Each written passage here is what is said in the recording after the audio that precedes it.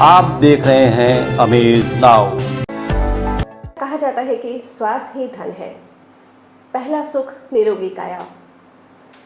अगर आपके पास स्वास्थ्य है तो आपके पास आशा है, और आपके पास आशा है तो आपके पास सब कुछ है। नमस्कार दोस्तों, अमेज नाउ पर आप सभी का स्वागत है। आप देख रहे हैं हमारा health related programme health now, और मैं हूं आपके साथ सोनी निगम। ऐसा माना जाता है कि आज के परिवेश में पूरी दुनिया में ज़्यादातर लोग किसी न किसी बीमारी से पीड़ित हैं, ग्रसित हैं। इसके कई सारे कारण हैं। इसमें सबसे ज़्यादा प्रमुख कारण जो है वो है जागरूकता का अभाव। लोगों में आज भी अपनी हेल्थ को लेकर के, अपने स्वास्थ्य को लेकर के पूरी तरह से जागरूकता नहीं है। दर्शकों, सेहत से जुड़ी कुछ ऐसी ही समस्या और उसके समाधान के लिए हमने एक बार फिर से अपने स्टूडियो में आमंत्रित किया है शहर के जाने माने डायबिटीज़ और थायराइड स्पेशलिस्ट डॉक्टर अंकित छाबड़िया को। डॉक्टर साहब, आपका बहुत बहुत स्वागत है हमारे स्टूडियो में। आप एक बार फिर से हमारे दर्शकों से रूबरू हैं। डॉक्टर साहब, सबसे पहले हमारा ये सवाल है कि 7 अप्रैल को विश्व स्वास्थ्य दिवस मनाया गया। पूरी दुनिया ने ये दिवस मनाया है, और हम आपसे ये जानना चाहते हैं कि ये दिवस मनाने के पीछे क्या मेन उद्देश्य है। इस बार का जो स्वास्थ्य दिवस था उसकी थीम थी आवर प्लेनेट आवर हेल्थ, मतलब हमारा ग्रह और हमारा स्वास्थ्य। इसकी जो थीम का बेसिस क्या था कि WHO का कहना क्या था, जब हमारा आसपास का एनवायरनमेंट अच्छा रहेगा, हमारा प्लेनेट अच्छा रहेगा, तो हमारा स्वास्थ्य भी अच्छा रहेगा।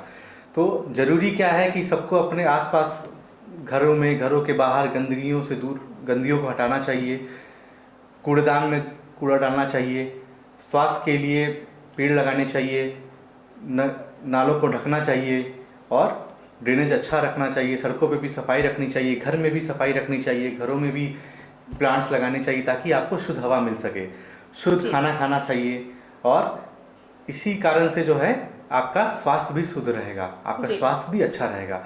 तो बेसिकली कहना क्या था कि आपने आसपास के एनवायरनमेंट को अगर सब लोग अच्छा रखते हैं तो टोटली जो है हमारा ग्लोब, हमारा प्लेनेट भी अच्छा रहेगा, स्वस्थ रहेगा, और उसी के कारण जो है हम लोग भी स्वस्थ रहेंगे। डॉक्टर साहब, आप थायराइड स्पेशलिस्ट हैं, और पिछले एपिसोड में हमने आपसे डायबिटीज़ के बारे में काफ़ी जानकारियाँ ली थी और अपने दर्शकों को इसके बारे में बताया था।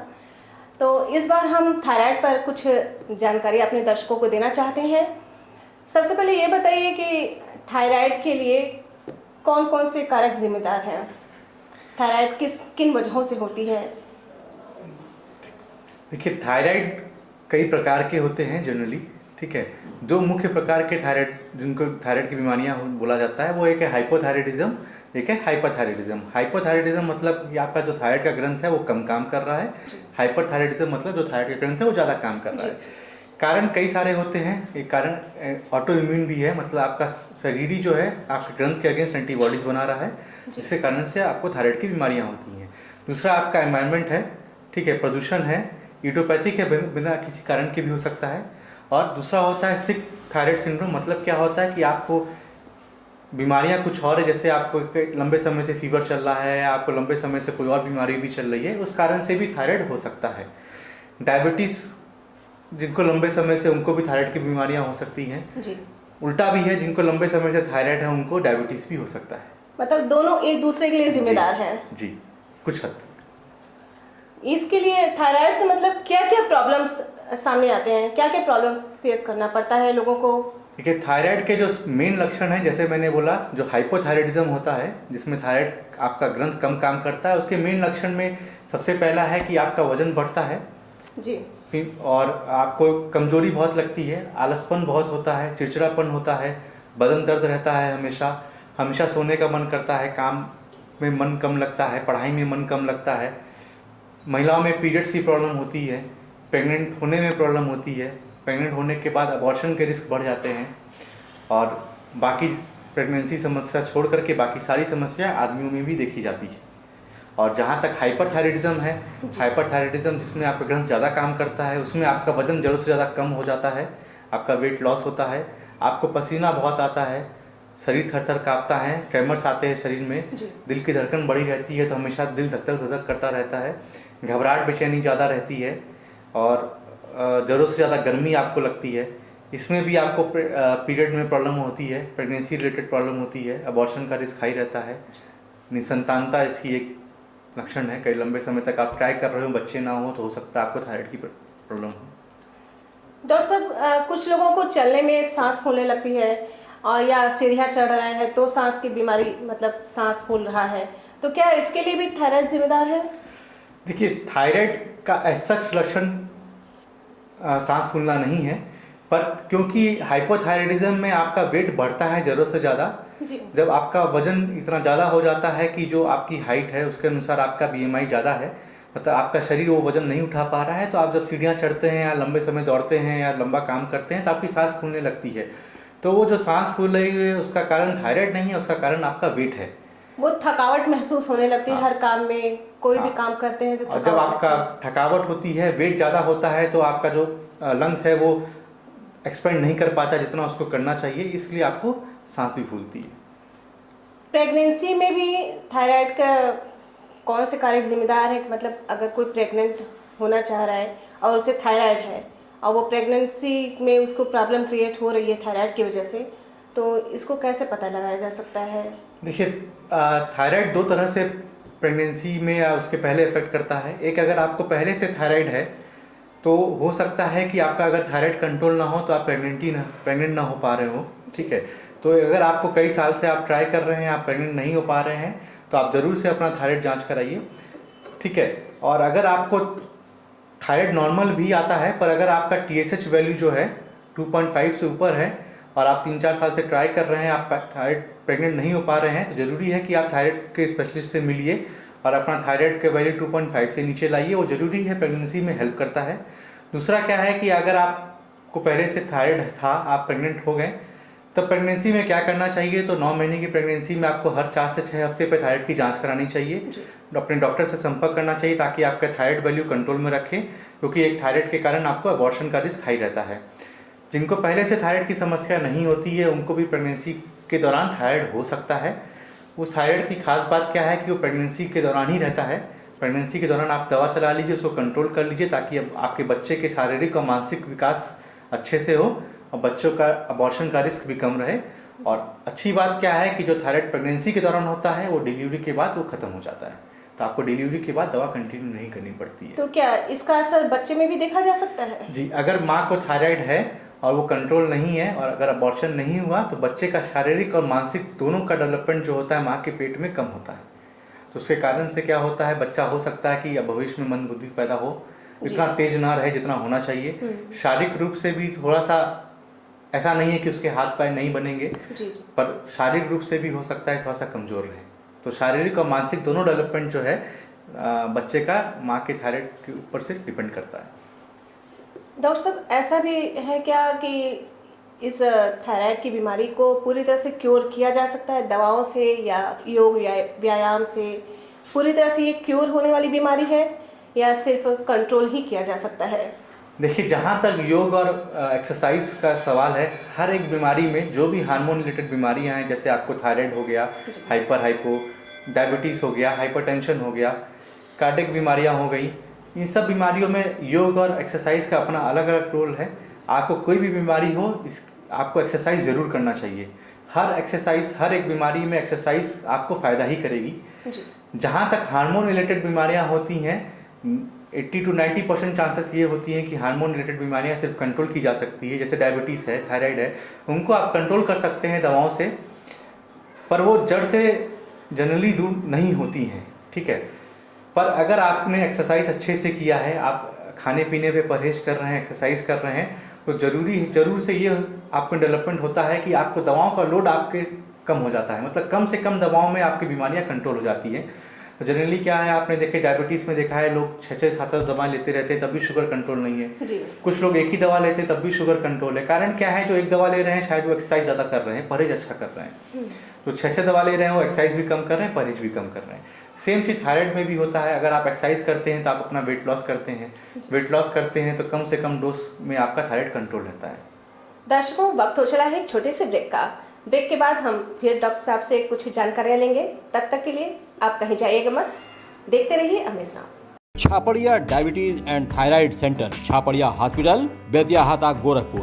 Doctor Ankit Chhaparia, diabetologist, fellowship in diabetes from royal college of physicians, London and thyroid specialist द्वारा थायराइड के सभी तरह के इलाज और जांच उपलब्ध। डायबिटीज और उसके कॉम्प्लिकेशंस की जांच, इलाज की सुविधाएं उपलब्ध। न्यूरोपैथी की जांच, retinopathy, HbA1c, lipid profile, thyroid function test, hormone related सभी जांचें होती हैं। डाइटिशियंस और वेट मैनेजमेंट की सुविधा उपलब्ध। संपर्क करें Chhapadiya diabetes and thyroid centre, Chhapariya hospital, Betiahata, Gorakhpur. Mobile number 8409967738 और 05517960 Ashmita hospital multi speciality centre, Geeta Vatika road, Gorakhpur. प्रसूति स्त्री इनफर्टिलिटी रोग विभाग, नवजात शिशु बाल रोग विभाग, हड्डी एवं जोड़ रोग विभाग, जनरल एवं लैप्रोस्कोपी सर्जरी विभाग, गंभीर एवं अति गंभीर रोगी विभाग, विशेषज्ञ चिकित्सक द्वारा इमरजेंसी सेवा 24 घंटे उपलब्ध। कम खर्च में बेहतर इलाज ही हमारी पहचान है। अपॉइंटमेंट हेतु संपर्क करें 9838463555। आधुनिक सुविधाओं से सुसज्जित OT, emergency, ICU ward, NICU ward, general और प्राइवेट वार्ड उपलब्ध। हमारा पता है अश्मिता हॉस्पिटल, पादरी बाजार चौक से 500 मीटर पश्चिम, गीता वाटिका रोड, गोरखपुर। ब्रेक के बाद आपका एक बार फिर से स्वागत है हमारे कार्यक्रम में। आइए बात करते हैं डॉक्टर साहब से, कुछ और जानकारी लेते हैं उनसे। डॉक्टर साहब, जैसा कि आपने अभी बताया थायराइड के बारे में, और हम ये जानना चाहते हैं कि क्या ये थायराइड महिलाओं के लिए आगे चल के कुछ घातक सिद्ध हो सकता है, उनकी हेल्थ को लेकर के उसके साइड इफ़ेक्ट्स क्या हैं महिलाओं के लिए? देखिए, अगर आपको थायराइड है और आप दवाएं नहीं ले रहे हैं, सबसे ज़रूरी चीज़ क्या है कि ये बता देना कि देखिए, थायराइड की जो बीमारी है उसका इलाज और कोई तरीका नहीं है। इसका इलाज आपको हार्मोन रिप्लेसमेंट थेरेपी जो होती है उसको लेना ही पड़ेगा। अगर कोई कहता है कि हम इसका इलाज आयुर्वेदिक तरीके से कर देंगे, होम्योपैथिक तरीके से कर देंगे, मैं ये नहीं बोल रहा हूँ कि आयुर्वेदिक या होम्योपैथिक खराब है, पर जब हार्मोन की कमी होती है तो आपको हार्मोन ऊपर से रिप्लेस करना ही पड़ता है। हाँ, इसका इफेक्ट जरूर पड़ता है कि अगर आप एक्सरसाइज कर रहे हैं, परहेज कर रहे हैं, तो वो हो सकता है, और नेचुरल खाना खा रहे हैं तो हो सकता है कि थायराइड की जो बीमारी है उसका लोड आपके शरीर पे कम हो जाए। ठीक है, जहाँ तक रही लंबे समय से है तो क्या असर करेगा? अगर आपका थायराइड कंट्रोल है तो आपको लंबे समय में कोई नुकसान नहीं है। महिलाओं में ज़रूरी ये है कि आप कैल्शियम का ध्यान जरूर रखिए। आप दूध का, कैल्शियम के प्रोडक्ट्स का सेवन करते रहिए, मिल्क प्रोडक्ट्स का। अगर आप वो सेवन नहीं करना चाह रहे हैं तो कैल्शियम की और विटामिन डी की गोलियाँ जरूर लीजिए। पर अगर आपका थायराइड कंट्रोल नहीं है लंबे समय से, तो जैसे आपके शरीर में बाहर की तरफ सूजन होता है, जैसे आपको मोटापा बढ़ता है, बाहर पैरों में, हाथों में सूजन महसूस होता है थायराइड के कारण, वैसे ये अंदरूनी सूजन भी कर सकता है। जैसे आपके हार्ट में भी सूजन कर सकता है, हार्ट का साइज़ बढ़ा सकता है, कार्डियोमायोपैथी कर सकता है, हार्ट में पानी भर जाना भी कर सकता है, मतलब कार्डियक में आपका ये जो है फ्यूजन कर सकता है, हार्ट में पानी भर जाता है हार्ट में, जिसका हार्ट का फंक्शन कम होने लगता है। बोन्स की डेंसिटी कम हो जाती है तो हड्डियों में बहुत दर्द होने लगता है, हड्डियाँ कमज़ोर होने लगती हैं। तो ये सब तब होता है जब आपका थायराइड कंट्रोल नहीं है। दूसरा, आप अगर यंग एज है तो आपके पीरियड्स में काफ़ी प्रॉब्लम आती है लंबे समय से है तो आप फिर बाद में आपको निसंतानता भी हो सकती है, प्रेगनेंसी में होने में दिक्कत होती है। प्रेगनेंसी में कई सारे प्रेगनेंसी में अबॉर्शन होने का रिस्क भी बहुत हाई रहता है। तो इसके लिए क्या क्या प्रिकॉशंस लेने चाहिए जिससे कि हम लोग स्वस्थ रह सकें? देखिए, स्वस्थ रहने के लिए सबसे ज़रूरी ये है कि आप अच्छा भोजन लीजिए, फास्ट फूड और बहुत तले भुने खानों का उपयोग कम करिए, रेगुलर एक्सरसाइज करिए, योगा करिए। फिर अगर आपको तब भी कुछ दिक्कत महसूस हो रही है तो आप जांच कराइए, अपने डॉक्टर से मिलिए। अगर उसमें आपको थायराइड की बीमारी निकलती है तो उसके फिर दवाएं चालू करिए। ये मत सोचिए कि हम अगर दवा चालू करेंगे तो हमको दवा ज़िंदगी भर खानी पड़ेगी या हमको दवा की आदत पड़ जाएगी। देखिए, थायराइड की दवा में कोई नशा नहीं है, उसकी आदत नहीं पड़ती है। पर हाँ, हो सकता है कि दवा आपको लंबे समय खानी पड़े, पर अगर आपको दवा खानी भी पड़ रही है तो उन दवाओं का कोई साइड इफ़ेक्ट नहीं है। वो सीधे हार्मोन रिप्लेसमेंट थेरेपी, आपका शरीर हार्मोन कम बना रहा है, इसलिए हम आपको बाहर से एक हार्मोन दे रहे हैं। तो लंबे समय में उपयोग करने से भी आपके शरीर को कोई नुकसान नहीं है, उसका फ़ायदा ही और फ़ायदा है बस।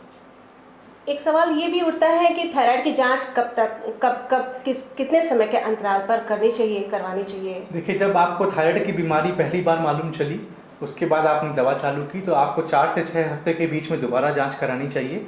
जब तक आपका थायराइड कंट्रोल ना हो जाए तब तक हर 4 से 6 हफ्ते पे जांच होती है। एक बार आपका थायराइड कंट्रोल हो जाता है तो फिर वो जांच आपकी 3-3 महीने पे होने लगती है। फिर कुछ 3-3 महीनों बाद भी थायराइड अगर आपका कंट्रोल लगता है, दवा की डोज फिक्स हो जाती है, तो आप 6-6 महीने पे जांच करा सकते हैं।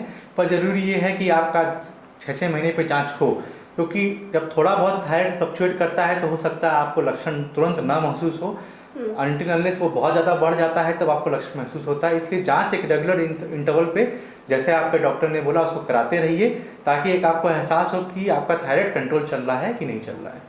और अगर जांच में ये निकल जाता है कि थायराइड आपका पहले से कम हो गया है, तो क्या दवाएं भी कम हो जाती हैं, उसके डोज कम हो जाते हैं? देखिए, डिपेंड करता है कि जो आपकी रिपोर्ट है वो कितना कम हुआ है। अगर आपका जो नेचुरल जो लिमिट है, लिमिट के अंदर है, तब तो दवा वही कंटिन्यू रहती है। पर अगर आपका लिमिट से भी नीचे जा रहा है तो फिर दवा का डोज कम होता है। अगर थायराइड की दवा का डोज वेट डिपेंडेंट भी होता है। सेम आप सब कुछ सही चल रहा है पर आपने वेट अगर 3-4 किलो बढ़ गया आपका, तो हो सकता है कि नेक्स्ट बार आपने जांच कराया तो उसके बाद आपके थायराइड का डोज बढ़ जाए। पर हो सकता है कि आपने एक्सरसाइज अच्छे से की, परहेज अच्छे से किया, आपने वेट लॉस कम कर लिया, 3 महीने में आपने 4-5 किलो 6 किलो वजन कम किया, तो अगली बार हो सकता है आपका डोज काफ़ी कम करना पड़ जाए। जैसे 2-3 बार अगर किसी ने जांच कराया है और पहले के मुकाबले हर बार उसकी जांच रिपोर्ट में वो थायराइड के जो जितनी आनी चाहिए उससे कम आ रही है, तो उसको तो नॉर्मल ही माना जाएगा? हाँ, देखिए, उसको नॉर्मल ही माना जाता है। थायराइड बेसिकली जो हाइपोथायराइडिज्म में हमें TSH वैल्यू देखनी रहती है। अगर आपका TSH 2.5 से कम है और 0.3-0.4 से ऊपर है तो परफेक्ट कंट्रोल माना जाता है। कायदे से जो है हमको TSH वैल्यू 1 से लेके 2.5 के या 3 के आसपास रखते हैं। तो अगर आपका 1 से कम जा रहा है तो थायराइड की डोज जनरली कम कर देते हैं डॉक्टर आपके, और अगर 3 से ऊपर है, परफेक्ट कंट्रोल नहीं, तो हो सकता है बढ़ाया भी जाता है। पर ये सिर्फ मैं एक जनरल बता रहा हूँ आपको। हर एक पेशेंट के अनुसार डोज अलग होती है। अब पेशेंट को, आपको हार्ट की प्रॉब्लम है, डायबिटीज़ है, हाइपरटेंशन है, वेट ज़्यादा है, वेट कम है, स्ट्रेस ज़्यादा है, तो हर एक कंडीशन देख करके ही आपकी दवा डिसाइड करते हैं आपके डॉक्टर। ये एक जनरल नहीं है कि आपका ऐसे दो लोग को थायराइड है, आपस में बैठे हैं तो बोले मेरा भी TSH 2 था, मेरा भी 2 था, दोनों का सेम वैल्यू थी, पर कोई 100 mg ले रहा है, कोई 75 mg ले रहा है, तो ये सवाल नहीं उठता है कि दोनों अलग अलग क्यों ले रहे हैं। ठीक है, हो सकता है कि आपकी शारीरिक बनावट दूसरी हो, उनकी दूसरी हो सकता है कि थायराइड के अलावा आपकी बीमारी कुछ आपके साथ कोई और बीमारी भी जुड़ी हो सकता है कि दूसरा एक्सरसाइज ज़्यादा कर रहा हो, आप एक्सरसाइज कम कर रहे हो सकता है दूसरा परहेज अच्छा कर रहा हो, परहेज कम कर रहे हो। तो हर एक इंडिविजुअल पेशेंट के हिसाब से ही दवा एडजस्ट होती है। इसको एक जनरल क्राइटेरिया में नहीं लिया जा सकता कि इतना वैल्यू है तो इतना ही डोज चलेगा। तो हर एक पेशेंट के अनुसार आपकी दवाएं की डोज अलग अलग हो सकती है। कहने का तात्पर्य ये है कि हर इंसान के लिए उस डोज अलग अलग है। जी, दैनिक दिनचर्या भी सभी की अलग अलग होती है, तो उसी हिसाब से डोज भी अलग अलग रहेंगे। जैसे भगवान ने सबको एक नहीं बनाया है। आपका भले हम सब इंसान हैं, पर शारीरिक और मानसिक रूप से हम सब एक तरीके से अलग ही भगवान ने बनाया है। कोई पतला है, कोई मोटा है, कोई बहुत अच्छा एक्सरसाइज करता है, कोई बहुत दिमागी रूप से बहुत तेज होता है, कोई दिमाग बहुत ज़्यादा उपयोग करता है, कोई थोड़ा सा कम होता है। तो भगवान ने सबको हम सबको इंसान बनाया है, पर सबको एक तरीके से अलग बनाया है। तो हर एक बीमारी सब में सेम नहीं हो सकती। कुछ बीमारियों में कुछ दवाएं कुछ पेशेंट्स में अच्छी तरह से काम करती हैं, कुछ में वही दवाएं जो होती है अच्छे तरीके से काम नहीं करती हैं। तो इसलिए हर एक बीमारी, थायराइड और डायबिटीज़ का नियम यही है कि उसका थेरेपी जो है इंडिविजुअलाइज करते हैं। हर एक पेशेंट के हिसाब से थेरेपी अलग होती है। हो सकता है कि आपका काम दिन का हो सकता है आपके बगल का जो आदमी हो या उसका काम सिर्फ रात की हो, वो सिर्फ रात ड्यूटी कर रहा हो, तो आपके दोनों के काम में डिफरेंस है। हो सकता है आपका काम स्ट्रेसफुल हो, उसका काम कम स्ट्रेसफुल हो। इस कारण से दवाएं का डोज हर पेशेंट्स में अलग अलग हो सकता है। डॉक्टर साहब, एक चीज़ और जानना है हमको कि आप ये बताएं कि थायराइड अगर हो गया है किसी को, तो उसको खाने में मतलब क्या लेना चाहिए? इसके लिए कोई पर्टिकुलर परहेज है थायराइड के लिए भी, जैसे शुगर में होता है?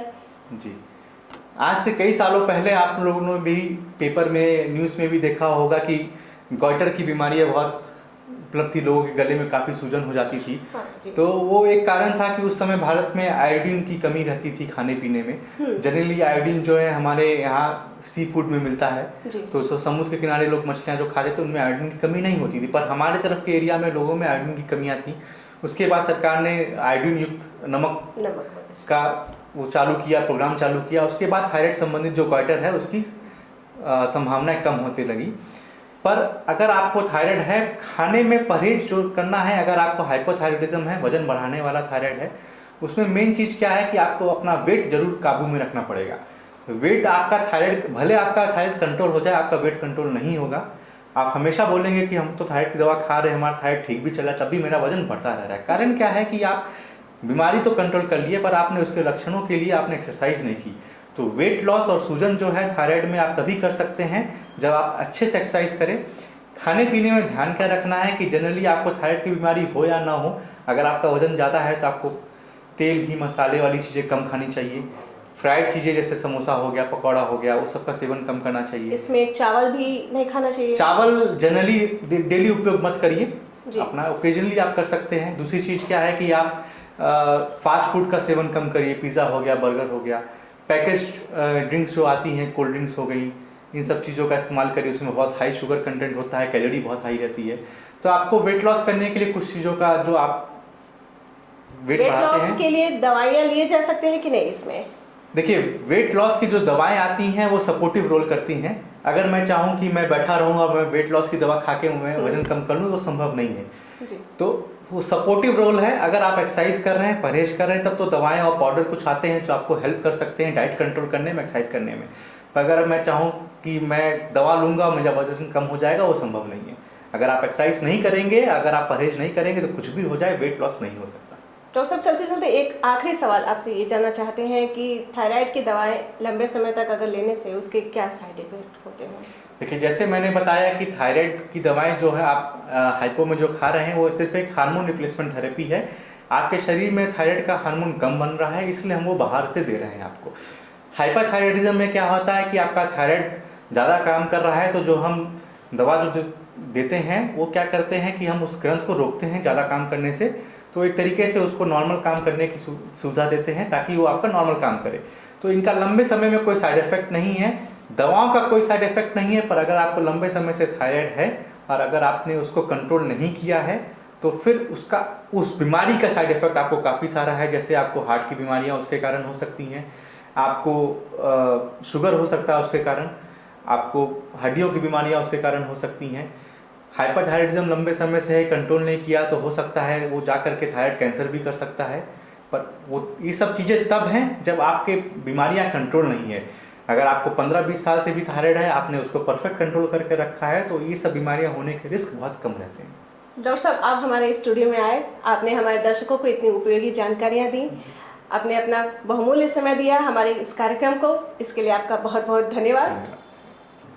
तो दोस्तों, आज हमने शहर के जाने माने थायराइड और sugar specialist doctor Ankit Chhapariya से थायराइड के बारे में, उसकी समस्याओं और उसके समाधान के बारे में जाना। उम्मीद है आपको हमारे ये कार्यक्रम ज़रूर पसंद आया होगा और आप इससे लाभ भी अवश्य लेंगे। अपनी प्रतिक्रिया आप हमें हमारे YouTube चैनल, Facebook पेज और वेब पोर्टल पर अवश्य दें। हमें आपकी प्रतिक्रियाओं का इंतज़ार रहेगा। ऐसे ही फिर किसी नई समस्या और नए समाधान के साथ आपके सामने फिर से हम पेश होंगे। तब तक के लिए दीजिए हमें अनुमति और आप देखते रहिए अमेज नाउ। नमस्कार।